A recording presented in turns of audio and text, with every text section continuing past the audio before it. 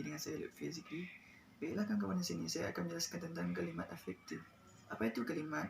Kalimat adalah kesatuan ujaran yang mengungkapkan suatu pemikiran dan perasaan. Apa itu efektif? Efektif adalah cara untuk mencapai suatu tujuan dengan cara yang benar, tapi dari beberapa cara alternatif. Apakah itu kalimat efektif? Bukan.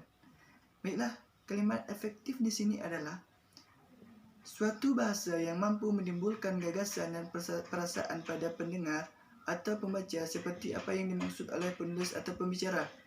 Yang dimaksud ini adalah suatu gagasan, yaitu ide yang dituangkan ke dalam suatu paragraf atau ke dalam suatu makalah atau karya ilmiah untuk membantu mempercepat atau menanggapi pembaca ataupun pendengar.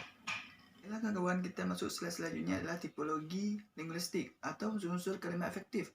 Di dalam kalimat efektif terdiri unsur-unsur yaitu subjek, predikat, objek, pelengkap, dan keterangan. Baiklah, di sini kawan-kawan saya akan menjelaskan SPO atau subjek, predikat, objek. Jani memancing ikan.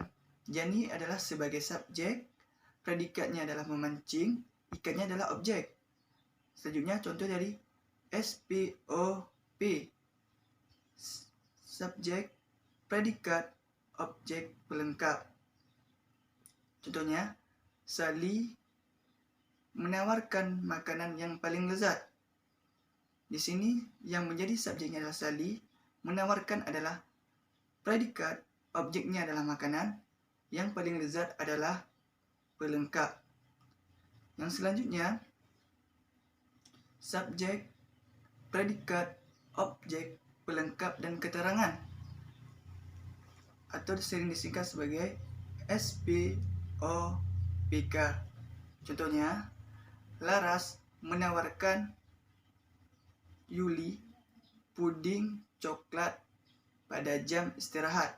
Yang menjadi subjeknya adalah Laras, menawarkan adalah predikat, objeknya adalah Yuli, puding coklat adalah pelengkap, dan keterangan waktu ialah pada saat jam istirahat. Di dalam SPO, contoh dari yang tadi, Jani memancing ikan. Di dalam SPO ada kalimat pasif, yaitu subjek berubah menjadi objek, yaitu OPS. Atau contohnya seperti ini. Ikan dipancing oleh Jani. Ikan adalah sebagai objek, predikatnya adalah dipancing, dan subjeknya oleh Jani. Perlu diingat kawan-kawan, keterangan terbagi dua, yaitu keterangan tempat dan keterangan waktu. Slide selanjutnya ialah persyaratan kalimat efektif. Di sini saya sudah menulis 1.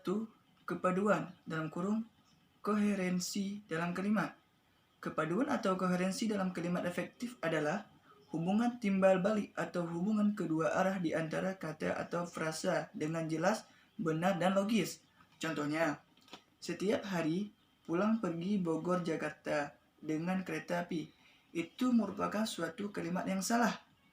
Yang benar ialah setiap hari dia pergi pulang Bogor Jakarta dengan kereta api. Selanjutnya yang kedua, kehematan kalimat efektif adalah penulisan kalimat yang langsung menyampaikan gagasan atau pesan kalimat secara jelas, lugas, dan logis. Contoh, karena modal di bank terbatas, sehingga tidak semua pengusaha lemah memperoleh kredit. Itu salah. Yang benar adalah karena modal di bank terbatas, tidak semua pengusaha lemah memperoleh kredit. Adalah kelogisan kalimat.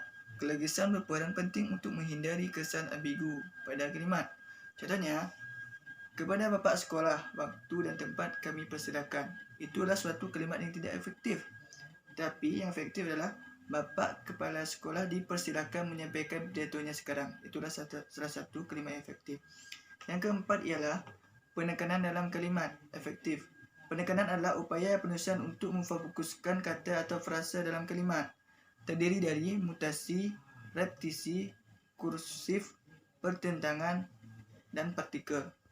Yang selanjutnya adalah yang kelima adalah kesejajaran dalam kalimat dalam kurung paralelisme. Kesejajaran adalah upaya penulisan merinci unsur yang sama penting dan sama fungsi secara kronologis dan logis dalam kalimat.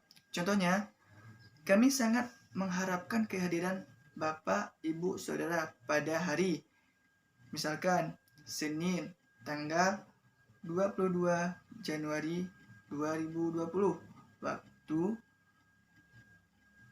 08.00.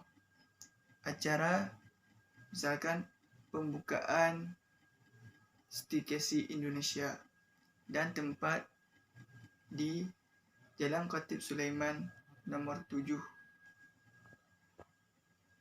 6 adalah kevariasian dalam kalimat efektif. Kevariasian dalam kalimat efektif adalah upaya penulis menggunakan berbagai pola kalimat dan jenis kalimat untuk menghindari kejenuhan atau kemalasan pembaca terhadap teks karangan ilmiah. Contohnya, dari renungan itu seorang manajer menemukan suatu makna, suatu realitas yang baru, suatu kebenaran yang menjadi ide sentral yang menjiwai bisnisnya ke depan. Dan yang terakhir, nomor 7, penalaran dalam kalimat efektif. Penalaran dalam kurung reasoning adalah proses mental dalam mengembangkan pikiran logis atau nalar dari beberapa fakta atau prinsip menurut KBBI 2005-772. Hal yang diutamakan dalam penalaran adalah proses berpikir logis dan bukan dengan perasaan atau bukan pengalaman. Penalaran tidak akan tercapai jika tidak didukung oleh kesatuan yang terpadu. Di dalam penalaran terdapat beberapa item, yakni hubungan logis koordinatif, hubungan logis korelatif, dan hubungan logis subordinatif. Tulisan selanjutnya ialah ciri-ciri kepaduan kalimat efektif atau koherensi.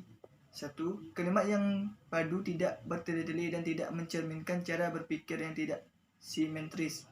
Kedua, kalimat yang padu dapat dibentuk dengan mengubah kalimat pasif bisa menjadi kalimat pasif personal. Yang ketiga, jika dalam kalimat aktif tidak terdapat aspek kata atau modalitas, aspek atau modalitas itu harus selalu berada di depan predikat. Yang selanjutnya, ciri kehematan kalimat efektif. 1. Menghilangkan peluang subjek. Yang kedua, menghindarkan pemakaian subordinat pada hiponimi kata. 3. Menghindari kesinoniman dalam satu kalimat. Selanjutnya, ciri memberi ketegasan atau penekanan kalimat efektif. Terdiri dari meletakkan kata yang ditonjolkan itu di depan kalimat, membuat urutan yang bertahap, melakukan pengulangan kata atau repetisi, melakukan pertentangan terhadap ide yang ditonjolkan. Yang kelima, mempergunakan partikel penekanan. Cara membuat variasi kalimat efektif, yaitu yang pertama, variasi dalam pembukaan kalimat. Terdiri dari A. Frase keterangan, waktu, tempat atau acara. Frase benda, frase kerja, frase perhubungan.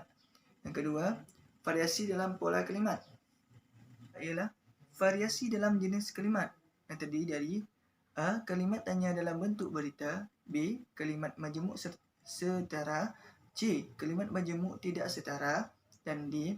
Kalimat majemuk campuran. Terima kasih. Inilah beberapa item dari kalimat efektif yang dapat saya jelaskan. Lebih dan kurang saya mohon maaf. Saya akhiri. Assalamualaikum warahmatullahi wabarakatuh.